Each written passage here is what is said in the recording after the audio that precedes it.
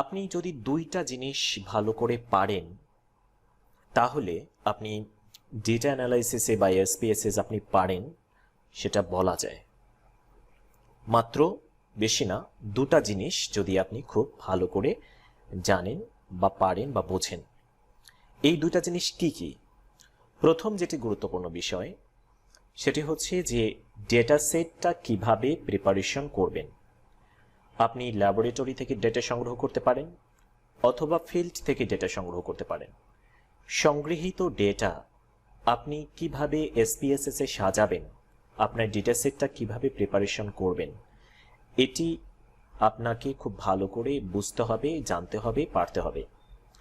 Data set সঠিকভাবে preparation না হলে আপনার ডেটা অ্যানালাইসিস পসিবল হবে না।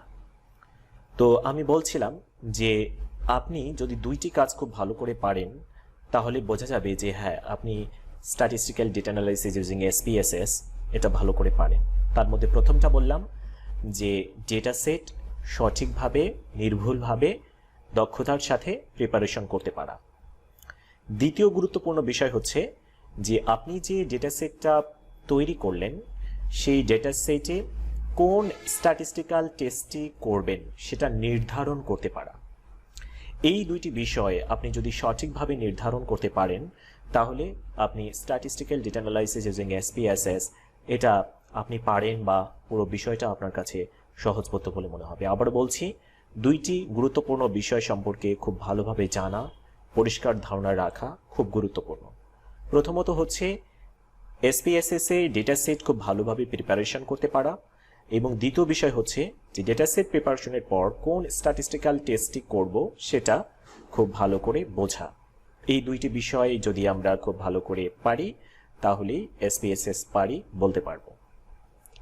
এখন আমরা প্রথম যেটা গুরুত্বপূর্ণ বিষয় সেটা শিখতে যাচ্ছি যে আপনি কিভাবে ডেটা সেট নির্ভুলভাবে, দক্ষতার সাথে, পরিষ্কারভাবে তৈরি করবেন। এবং কোর্সটা আমাদের যখন শেষের দিকে চলে যাবে তখন আমরা আশা করি যে প্রত্যেকেই কোন সিচুয়েশনে কোন স্ট্যাটিস্টিক্যাল টেস্টটা করব সেটা ধরতে পারবো বা সেই বিষয়গুলো বুঝতে পারবো। মোট 4টা জিনিস আমরা ডাউনলোড করেছি। একটা পিডিএফ ফাইল যেখানে বলা আছে জেনারেল কোয়েশ্চেনিয়ার .pdf, তারপর 3টা স্ক্রিনশট দেওয়া আছে, যে স্ক্রিনশট 3টাতে 3টা আইডি রয়েছে, 1001, 1002 এবং 1003। এরকম মোট 4টা জিনিস আসলে আমরা ডাউনলোড করলাম। এসপিএসএস এর নিজস্ব কিছু সেকেন্ডারি ডেটা সেট রয়েছে যেগুলো আমরা এক্সাম্পল ডেটা সেট হিসেবে ডেটা অ্যানালাইসিস শেখার জন্য বা প্র্যাকটিস করার জন্য যেই ডেটা সেটগুলো ব্যবহার করতে পারবো। অনেকগুলো ডেটা সেটই আছে। এখন এসপিএসএস এর নিজস্ব যেগুলো সেকেন্ডারি ডেটা সেট বা যেগুলো তাদের এক্সাম্পল স্যাম্পল ডেটা সেট আছে, আমাদের কম্পিউটারে আছে, সেগুলো কোথায় আছে, কিভাবে পাবো, সেই বিষয়টি আমরা এখন দেখব। আপনাদের প্রত্যেকের কম্পিউটারে আছে যদি আপনারা এসপিএসএস ইনস্টল করে থাকেন। আমরা প্রথমে এসপিএসএস চালু করব। আমি এসপিএসএস 25 এবং 26 উভয় ভার্সনই ইনস্টল রেখেছি। তো আমি আইবিএম এসপিএসএস স্ট্যাটিস্টিক্স 25 চালু করছি। আপনারা যারা 26 ওয়ালা আছেন তারাও অনুসরণ করবেন। যেটা আসছে এটাকে বলে স্প্ল্যাশ স্ক্রিন। আইবিএম এসপিএসএস স্ট্যাটিস্টিক্সের স্প্ল্যাশ স্ক্রিন শুরুতে যেটা আসে। সাধারণত কম্পিউটার যদি স্লো কাজ করে বা কনফিগারেশন যদি লো হয় তাহলে স্প্ল্যাশ স্ক্রিনটা একটু দীর্ঘ সময় ধরে আপনার চোখের সামনে থাকতে পারে। অপেক্ষা করবেন, আপনার এসপিএসএস চালু হয়ে যাবে। আমরা এসপিএসএস চালু করেছি। এসপিএসএস চালু করার পর এই যে স্ক্রিনটা আমরা দেখতে পাচ্ছি এটাকে বলে ওয়েলকাম স্ক্রিন। এই ওয়েলকাম স্ক্রিনটার মাধ্যমেই আমরা আসলে আমাদের স্যাম্পল ডেটা সেটগুলো বা স্যাম্পল ফাইলসগুলো অ্যাক্সেস নিতে পারি।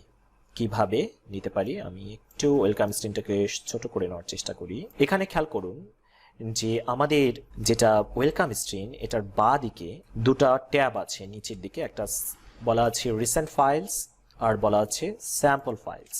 তো এই যে স্যাম্পল ফাইলস যে ট্যাবটা আমরা দেখছি, এই স্যাম্পল ফাইলসে ক্লিক করলে আমরা অনেকগুলো স্যাম্পল দেখতে পাবো।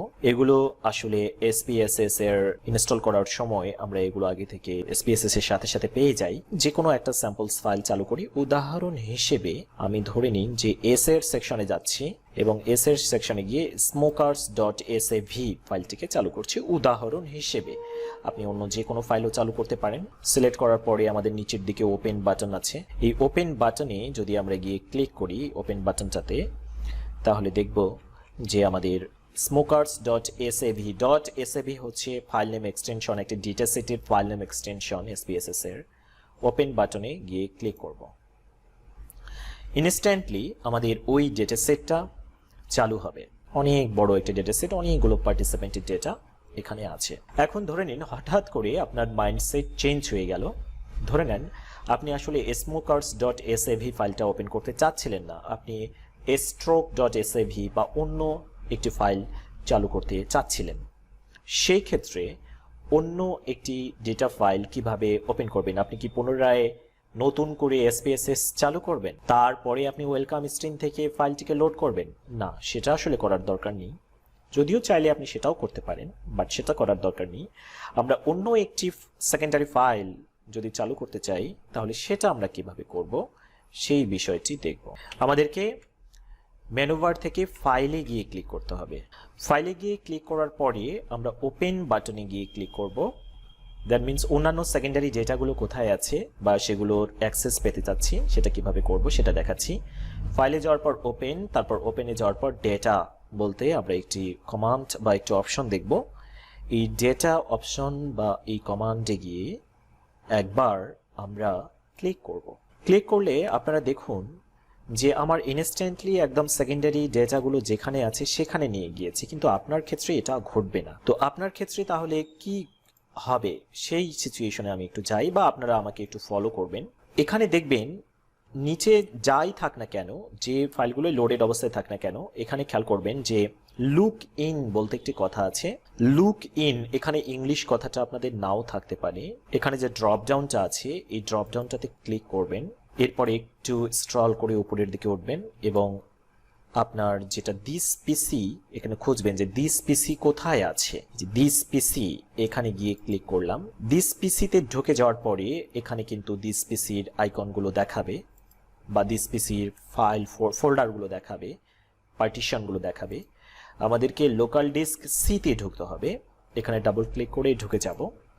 ঢুকে যাওয়ার পরে আমাদেরকে ঢুকতে হবে প্রোগ্রাম ফাইলস নামের যে ডিরেক্টরিটা আমরা দেখছি। এই প্রোগ্রাম ফাইলস এই ফোল্ডারটিতে ডাবল ক্লিক করার মাধ্যমে ঢুকতে হবে। ডাবল ক্লিকটা করবেন বাঁ দিকের আইকনটার উপরে, ফোল্ডারের আইকনটার উপরে ক্লিক করবেন। এখানে ক্লিক করবেন না, এখানে ক্লিক করলে রিনেম হওয়ার মতো সিচুয়েশন সৃষ্টি হবে। তো এই দিকে ক্লিক করবেন, এই দিকে ডাবল ক্লিক করবেন। প্রোগ্রাম ফাইলসের ভিতরে খুঁজে দেখবেন যে IBM বলতে কোনো ফোল্ডার আছে কিনা। আসলেই আছে, এই যে দেখুন IBM বলতে একটি ফোল্ডার আছে। এই IBM ফোল্ডারটার উপরে ডাবল ক্লিক করবেন। তারপর দেখবেন যে SPSS বলতে একটি ফোল্ডার আছে। এই SPSS ফোল্ডারে ডাবল ক্লিক করে ঢুকবেন। তারপরে দেখবেন যে স্ট্যাটিস্টিক্স বলতে একটি ফোল্ডার আসবে, এখানে ডাবল ক্লিক করবেন।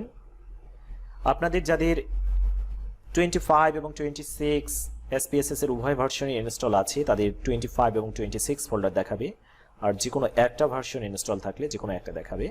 তো আমি যেহেতু SPSS 25 নিয়ে কাজ করছি, তো 25 ফোল্ডারটার ভিতরে ঢুকছি। এরপরে আপনি এখানে স্যাম্পলস বলতে একটি ফোল্ডার খুঁজবেন যে স্যাম্পলস কোথায় আছে। খেয়াল করুন যে এই যে আমার এখানে স্যাম্পলস নামের একটি ফোল্ডার আছে। স্যাম্পলস ফোল্ডারে ডাবল ক্লিক করে ঢুকে যাবেন। ঢোকার পরে এখানে বিভিন্ন ভাষা আছে, যে কোন ভাষায় আপনি ফাইলটা পেতে চাচ্ছেন। ডেফিনেটলি আমরা ইংলিশ ভাষায় পেতে চাই। ইংলিশ ফোল্ডারটার ভিতরে ডাবল ক্লিক করে ঢুকে যাবেন। এই হলো আমাদের সেকেন্ডারি ফাইলগুলোর লোকেশন। এখন আপনি এখান থেকে অন্য ডেটা ফাইল চাইলে চালু করতে পারবেন। যেমন coffee.sav এই সেকেন্ডারি ফাইলটা নিয়ে কাজ করতে যাচ্ছি। coffee.sav ফাইলটা আমি সিলেক্ট করলাম। সিলেক্ট করে আপনারা যদি ওপেন বাটনে ক্লিক করে দেন, তাহলে আপনার coffee.sav প্র্যাকটিস ফাইলটা কিন্তু চালু হবে।